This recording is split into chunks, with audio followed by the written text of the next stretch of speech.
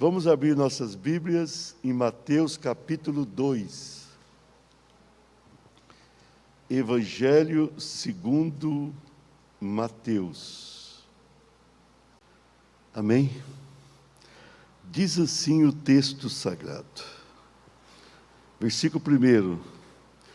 Tendo Jesus nascido em Belém da Judéia, em dias do rei Herodes, eis que vieram os magos do Oriente a Jerusalém e perguntaram: onde está o recém-nascido rei dos judeus?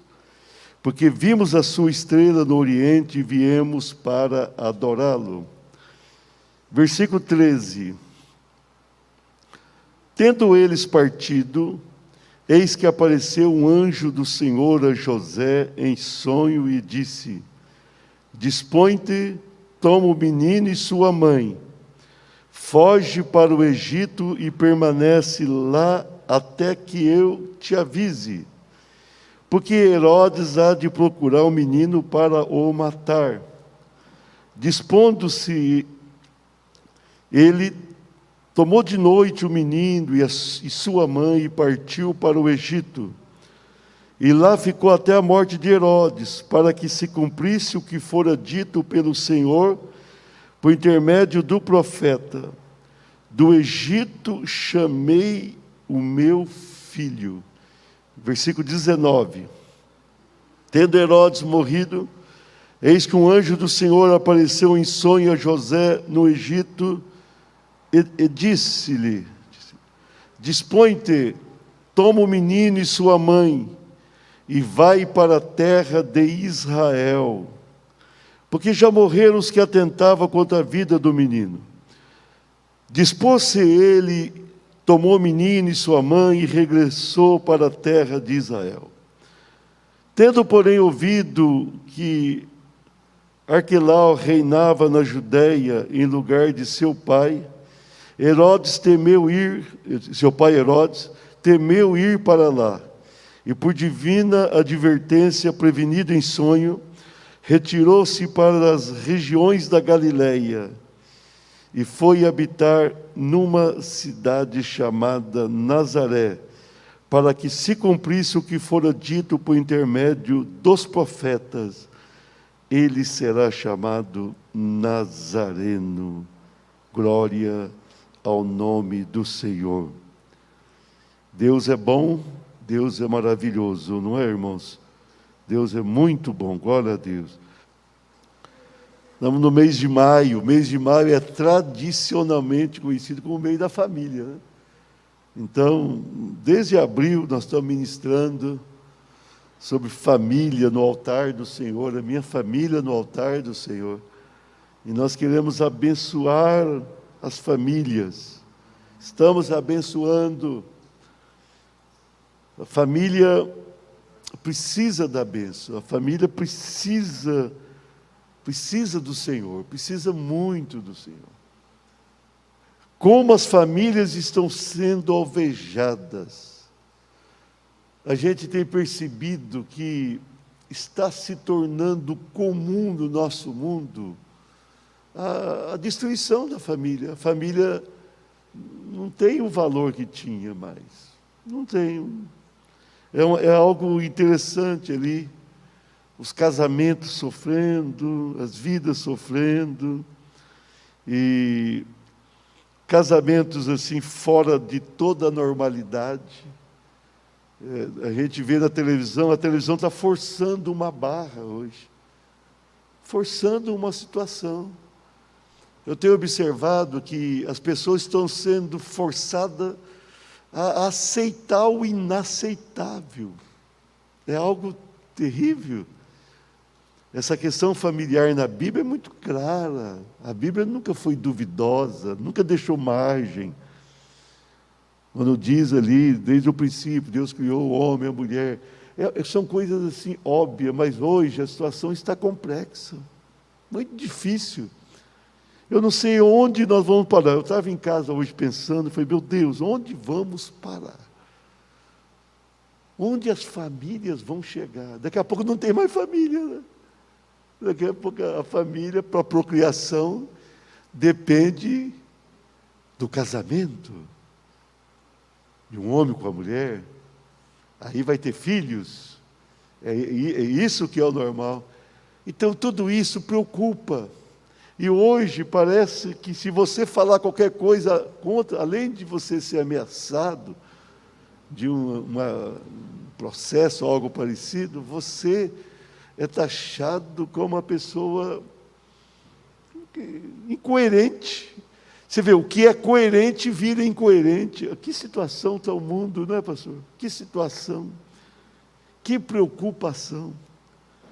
Nós estamos ministrando desde abril aqui sobre a família no altar do Senhor.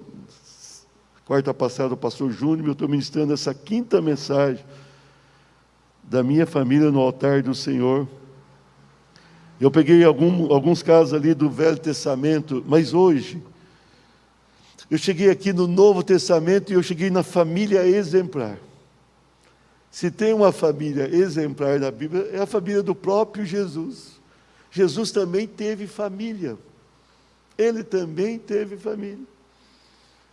Nós vemos aqui, no capítulo 1, Maria, ela concebe pelo poder do Espírito Santo. O Senhor revela a José em sonho que era de Deus. E Jesus vai nascer, foi o primeiro versículo ali. Jesus nasce em Belém da Judéia. Então veja bem, aqui nós vamos ter a formação de uma família. Apesar do próprio Deus estar conosco, Jesus vai passar pelo todo o processo de uma família. Olha como a família é valorizada na Bíblia. Tem um processo normal.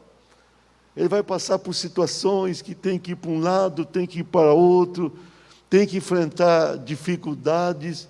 Era um processo não diferente de qualquer outra família. E nós vemos que essa família foi mesmo exemplar.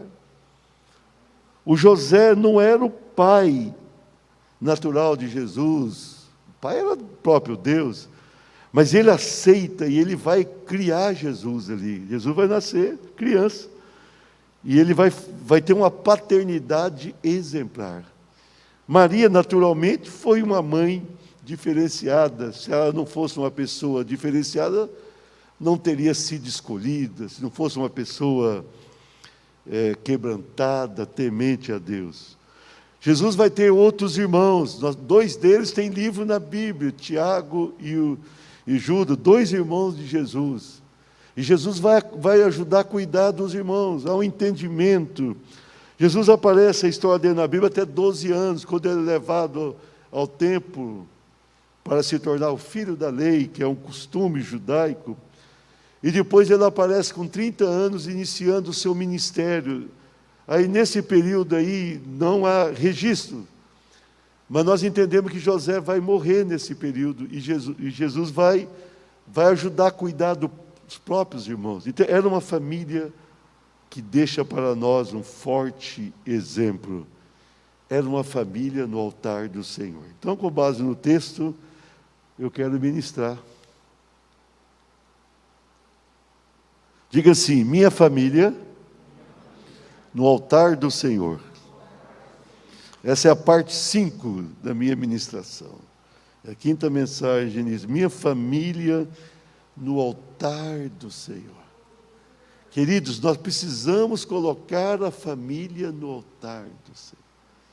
A família não chega ao altar do Senhor sozinha, de qualquer maneira, não vai chegar.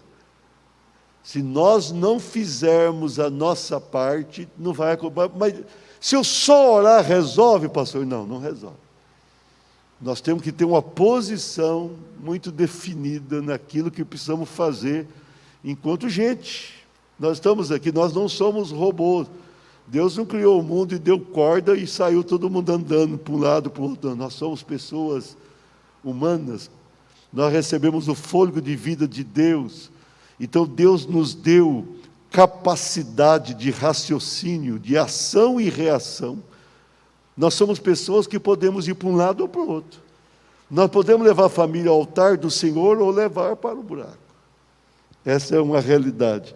E aqui nós vemos uns detalhes, eu estava vendo uns detalhes aqui nesse capítulo que me chamaram a atenção, de uma família bem cuidada, de uma família levada ao altar do Senhor, de uma família que agradou ao Pai. Vamos lá, minha família no altar do Senhor. Diga assim, com esforço. Olha, tendo Jesus nascido em Belém da Judéia, em dias de Herodes, eis que vieram os magos do Oriente a Jerusalém, e perguntaram, onde está o recém-nascido, rei dos judeus? Porque vimos a sua estrela no Oriente e viemos adorá-lo. Nós vemos aqui que os magos saíram de longe para adorar aquele que haveria de nascer. Eles estavam lá, apareceu uma estrela que os conduziu, e a estrela acabou levando aqueles magos até Belém. Havia uma profecia que Jesus nasceria em Belém. Miqueias falara claramente sobre isso. O profeta Miqueias, quase 800 anos antes do nascimento de Jesus. Ele haveria de nascer em Belém. Só que Maria e José moravam em Nazaré. Nazaré está lá no norte de Israel. Está lá, uma cidade perto do mar da Galileia. Naquele tempo não havia carro, nenhum outro meio de transporte, a não ser animais, camelo, cavalo. Ou a pé, era muito comum as pessoas viajarem a pé. Então, veja bem aqui, nós já vemos no início aqui essa família com muito esforço. Não foi nada fácil. A gente aqui no mundo imagina uma vida fácil. Aqui está a família do Salvador, do Deus conosco, do Emanuel. Emanuel significa Deus conosco. Está aqui a família dele. E essa família tem um censo, eles têm que sair de Nazaré, era obrigado cada um ir na sua cidade ou na sua região. José e Maria eram daquela descendência de Davi, então eles teriam que ir para lá. Tudo aquilo é longe. Hoje, se você pegar de carro lá em cima da Galileia, e descer de carro até a Judéia, não é longe tanto assim, mas a pé ou com um animal era muito longe. E Maria estava grávida naquela época e quase dando à luz. Veja bem, era a família de Deus na terra naquele momento. Era quem representava o Senhor, mesmo porque Jesus, o Deus conosco, haveria de nascer ali. Olha o esforço, dificuldade, sair de lá, aquela gravidez, aquela viagem difícil aquela viagem. Obviamente que era uma época de censo, muita gente ia de um lado para o outro, mas exigia esforço. Então eu estava pensando aqui, nem a família pelo meio do qual nasceria o Salvador tinha facilidade, não teve facilidade. Teve que ter muito esforço ali. Difícil, não tinha nada fácil. Nada é fácil nesse mundo, então viagem. Quando chega lá, em razão do censo, a hospedagem é complicada, não se achou lugar para eles na hospedaria, não tinha como hospedar. Não havia hospital à época para o parto e nem lugar, não havia um hotel para eles ficarem. Que situação! Eles vão ficar ali junto aos animais, numa manjedoura, e o parto vai acontecer ali. Esforço. Então, o que isso nos ensina? Aqui está uma família que ficou no altar do Senhor. Família no altar do Senhor.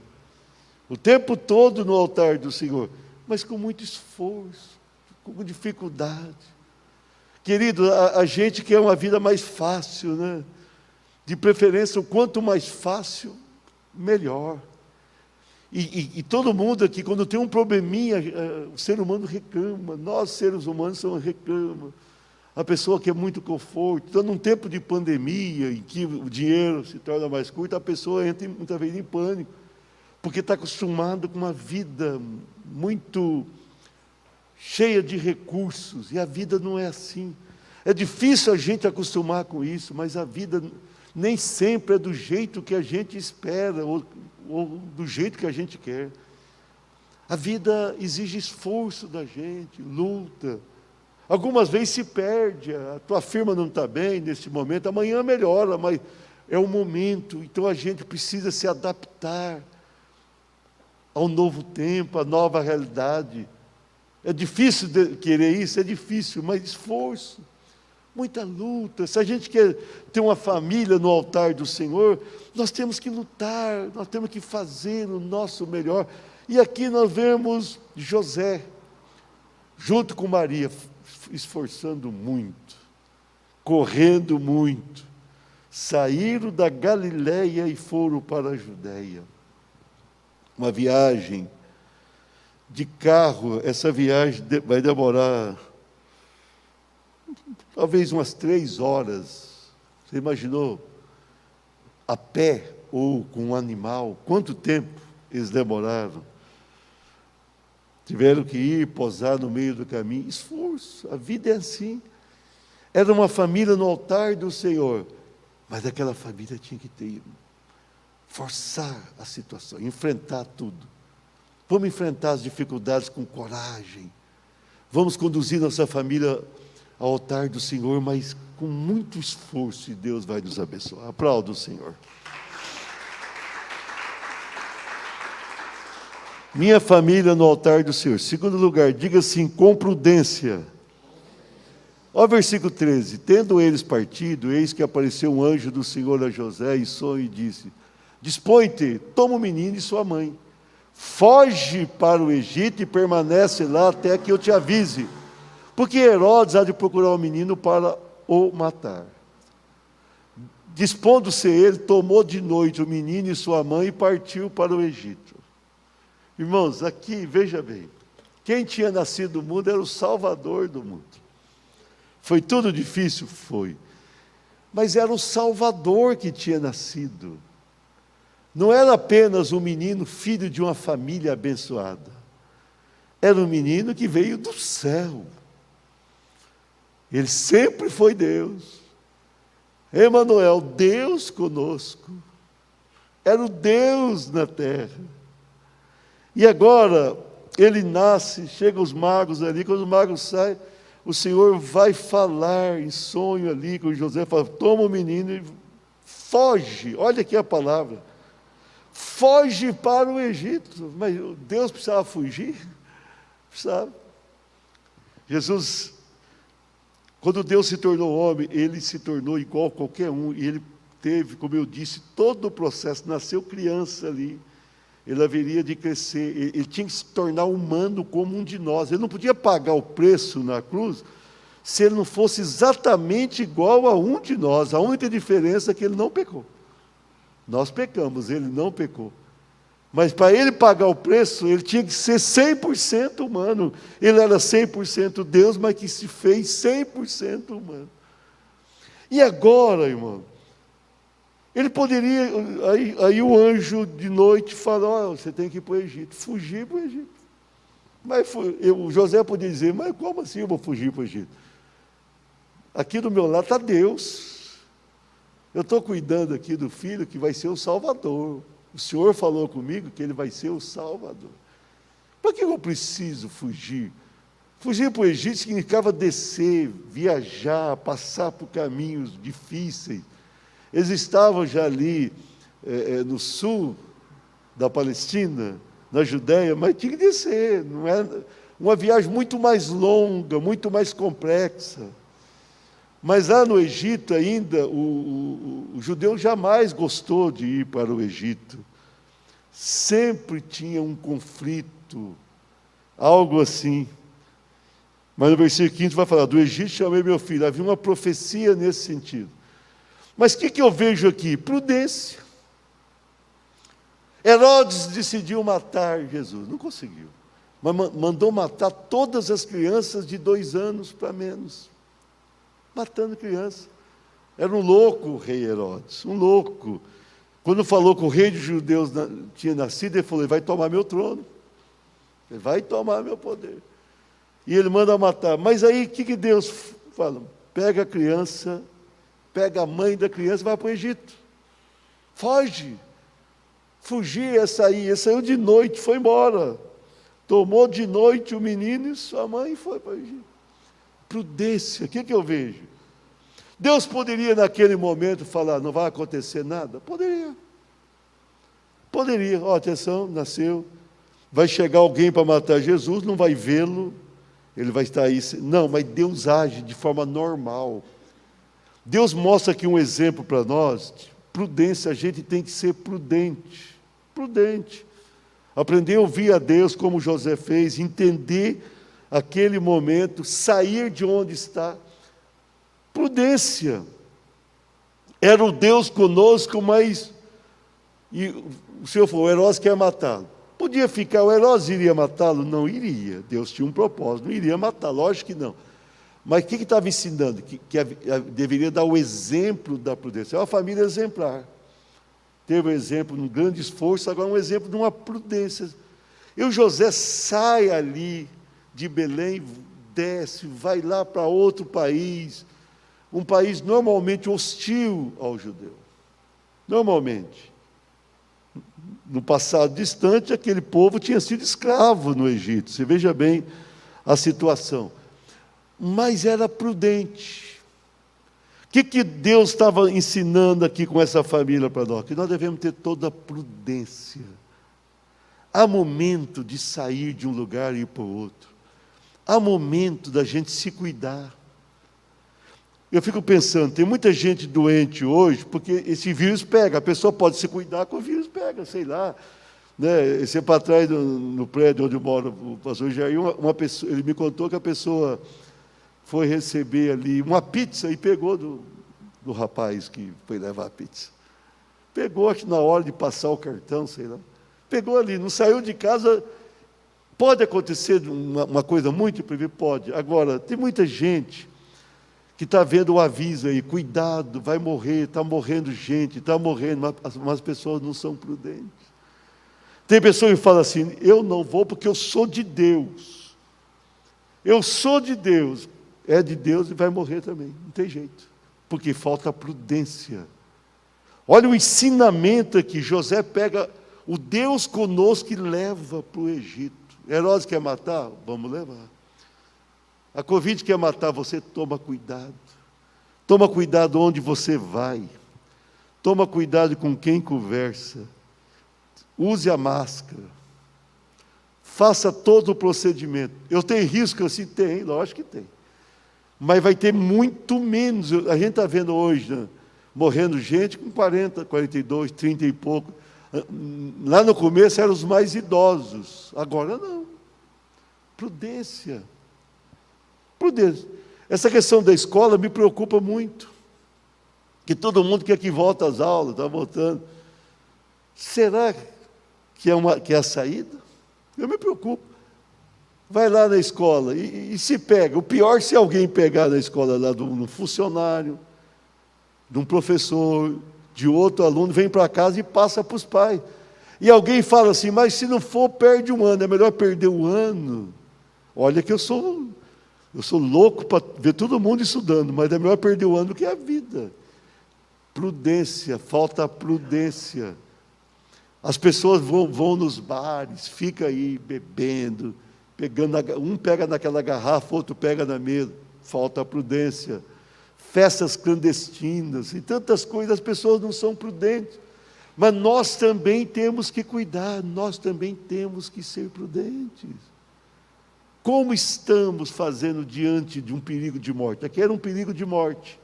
O próprio Deus foi levado pelo padrasto, no caso, para o Egito. Esconder. Será que não é o tempo da gente agir com prudência? Cuidar da família. A família no altar do Senhor é uma família muito bem cuidada, mas que tem prudência, atitudes prudentes, cuidados. Irmãos, eu vejo muita gente sem prudência mesmo. Vejo.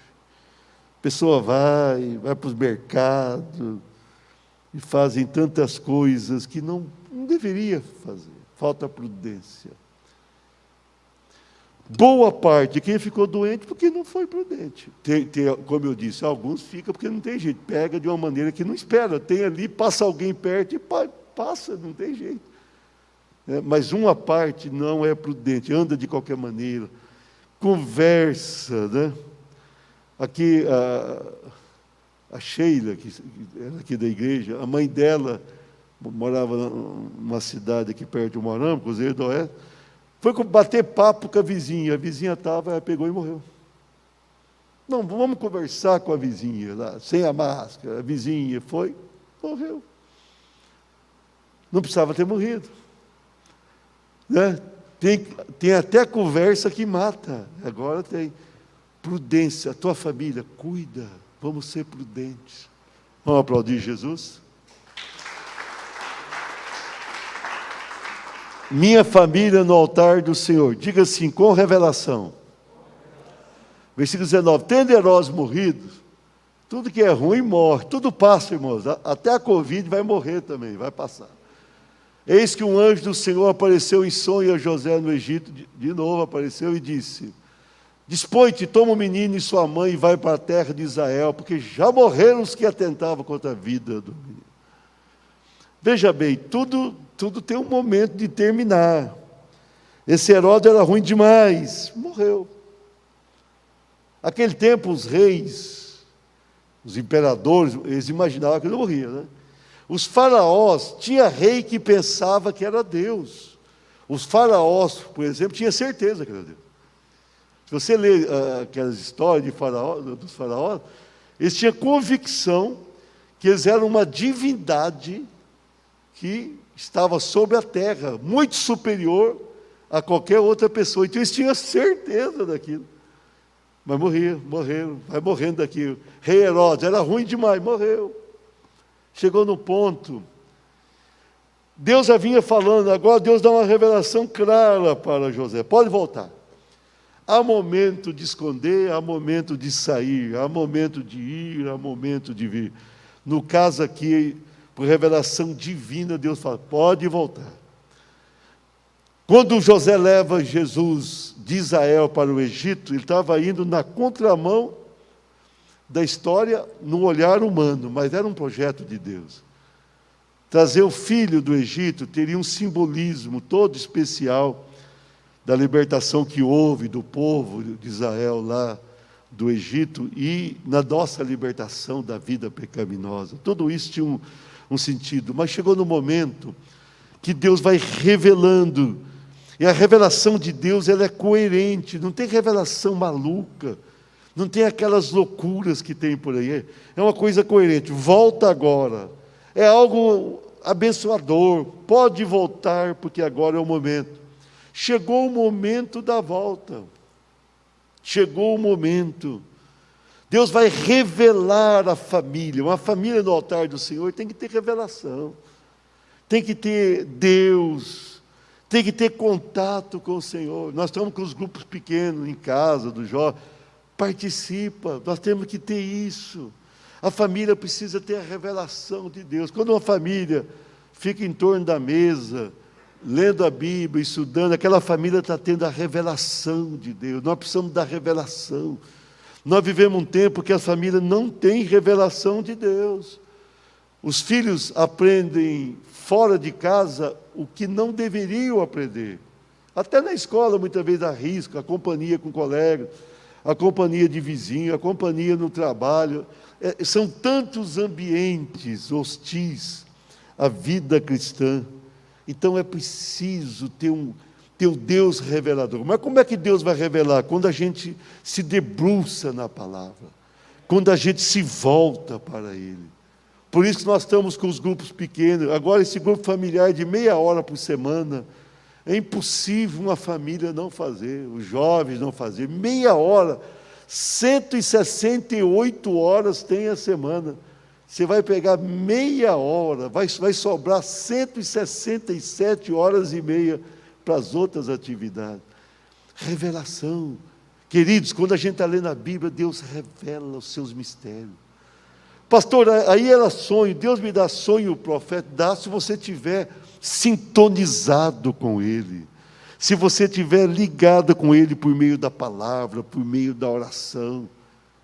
Muitas vezes a gente quer uma revelação de Deus, mas a gente está longe de Deus. Como Deus vai revelar algo se a gente não se aproxima de Deus? Revelação.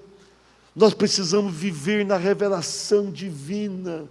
Nós precisamos sentir Deus em nossas vidas. Não dá para viver. Olha aqui, irmão. Só nesse capítulo, Deus fala 3 vezes com José. Impressionante. Revelação. A família vai estar no altar do Senhor quando é uma família dirigida pelo Senhor. Deus tem compromisso com quem vive com Ele, anda com Ele. Aí ele podia voltar, volta. Isso humanamente falando. Se fosse a parte divina, ele não precisava nem ter saído, mas aqui ele deixaria um exemplo. Mas agora, nós vemos aquela família andando na revelação. Quando você for fazer uma refeição, precisa orar antes. Quando você for deitar, precisa orar.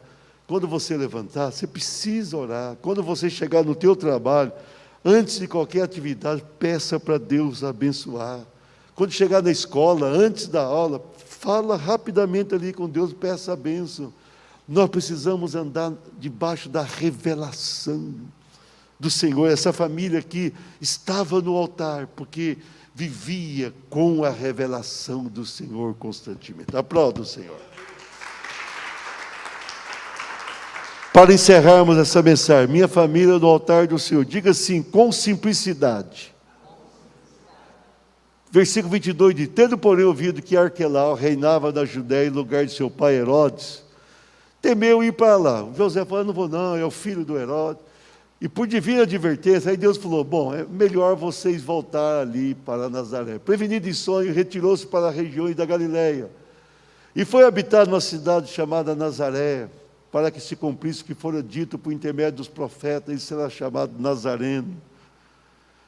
Nazareno tem o significado de pessoa abençoada por Deus. Mas Nazaré, ela estava numa região simples, numa região mais pobre.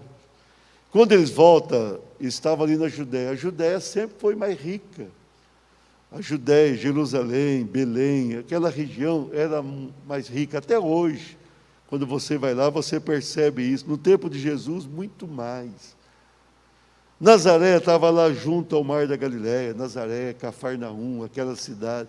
Era a cidade de pescadores. E quando o Senhor, Jesus, vai chamar os discípulos, quase todos eram daquela região. Ele vai chamar ali pessoas simples, mas ele vai morar num lugar simples e vai viver uma vida simples. Isso aqui me impressiona. A família no altar do Senhor precisa buscar simplicidade. Muitas vezes a gente não busca isso. Aquela família nunca priorizou a vida material. Pelo contrário, aquela família priorizava a vida espiritual e o cuidado familiar. Então vai para Nazaré. Eu penso que quando Jesus é levado por José, e se José falasse com algum parente, eu estou voltando, eu vou morar lá em Nazaré, mas vocês não têm uma revelação de que esse é o Salvador? Como é que vocês vão para um lugar como aquele? Um lugar simples, um lugar de gente pobre.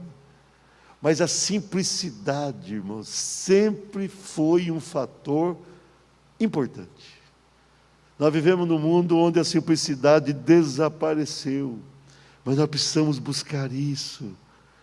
Jesus conosco, ele nasceu e foi colocado numa manjedoura. Ele passou o primeiro tempo de vida no Egito.